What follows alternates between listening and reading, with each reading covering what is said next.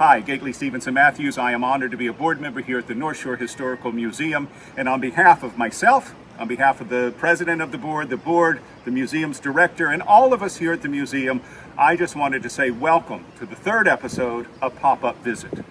In today's episode, we are going to take you upstairs to the museum here. The room is used for the permanent exhibits and some of the semi-permanent exhibits. But today, on that second floor, what Amy is going to do, she is going to share with you newspapers that go back to the mid-1800s.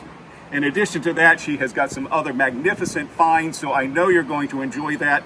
And as is typically the case, we will end the episode taking you to the board president, who is Georgie Cannett. And Georgie is going to share with you some terrific opportunities we have here at the museum. So again, on behalf of all of us here, thank you for joining us. Join us each week for those pop-up visits. And at this point, Amy, I'm going to hand it right over to you. Take it away. Thanks for coming all the way up the stairs, Gately. We are on the second floor of the North Shore Historical Museum. This is where we keep our, I want to say, semi-permanent or long-term exhibits. You can kind of do a quick pan around, but not too long, because hopefully we'll come back up and you can have a better look at this someday. I've been here over the past couple weeks. I've been very fortunate to have access to the building during this Corona period. I know a lot of people aren't able to come into their workplaces, but I have, and it's been great because not only have I been able to check our HVAC and plumbing and structural issues, which is wonderful because it ensures that when we're able to reopen again, we're able to do so in a safe environment, but I'm also able to finally get to this, I'll get to it someday piles and the boxes and the folders and all the things on the third floor. So I wanted to share with you some of those things I found. The first are these copies of the Glen Cove Gazette, which was obviously a newspaper published here in Glen Cove. And I think these are the oldest items here in our collection. They're sort of in date order. Starting here, we have 1868, 1877, 1878, and 1881. What's even more interesting are the names there. We have Jacob Willets. Willets. That's the Willets family. You think of Willets Road off Duck Pond Road, or IU Willets Road that runs through Old Westbury. Here's another Willet. We have Mott, M-O-T-T, which is a big name here, also very much so in Oyster Bay, and then Mudge, which is another local name. So these were their newspapers.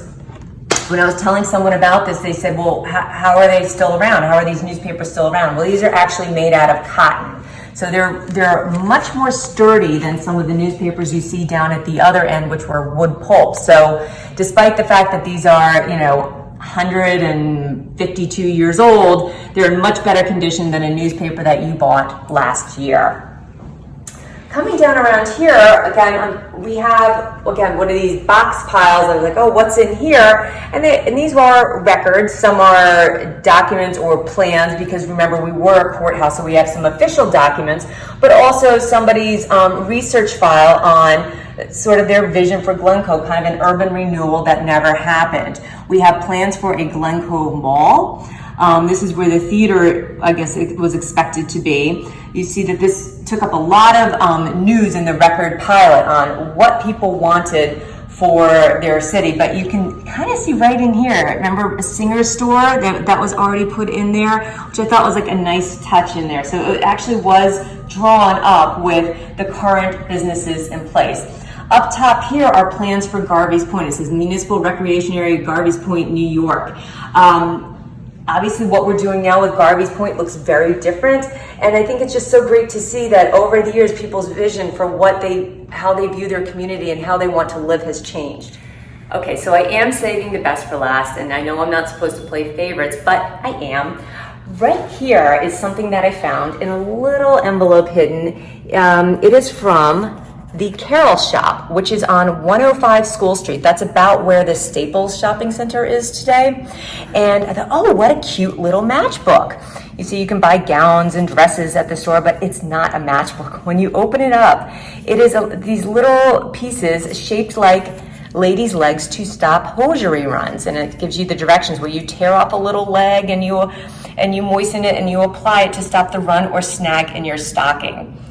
Anyway, so I just love this, and I'm going to try to find a special way to display it so someone can come in and see all three sides of it. Thank you so much for stopping by and coming up and looking at some of the fun things I found here, and we will see you next week. Have you ever thought about what our environment would look like on the North Shore if we didn't support the past? We've already lost 200 of the 500 mansions that glorified the North Shore for many years. And we have so many people within our communities who have a wonderful history that if we don't preserve it, it will be lost forever.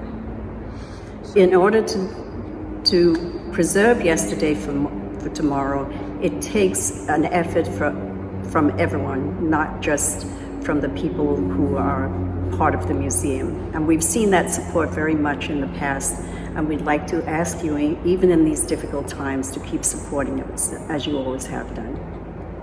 Thank you so much, and we'll see you next time.